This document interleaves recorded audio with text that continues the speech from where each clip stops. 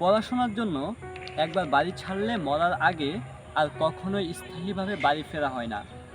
লাইনটা তিতা সত্য। সমাজবিজ্ঞান এবং সমাজকর্মে এটা সুন্দর ব্যাখ্যা পড়ানো হয়। পারিবারিক জীবনের 7টা ধাপ আছে।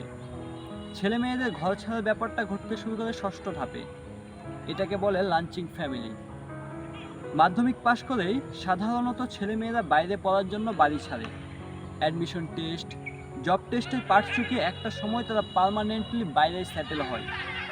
পরিণত বয়সে পরিবার ছেড়ে চলে যাবার ব্যাপারটা ঘটে 7ম স্টেজে, যেটাকে বলে এমটি নেস্ট ফ্যামিলি।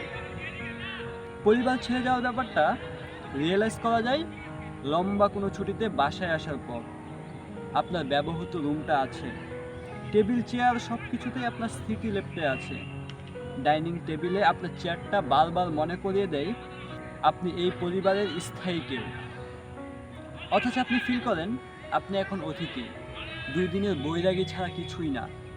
মায়ের হাতের পরম যত্নে করা রান্না খাবার খেয়ে অভ্যস্ত ছেলেটাও শিখে যায় বাইরের অখাদ্য কুখাদ্য খেয়ে দিনানিপাত করা।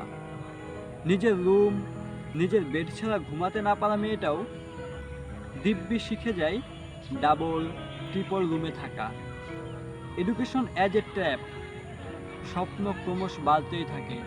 শত প্রতিকূল পরিস্থিতিতেও পিছনে ফিরে আসবার সুযোগ নেই। শত প্রতিকূল পরিস্থিতিতেও পিছনে ফিরে আসবার সুযোগ নেই।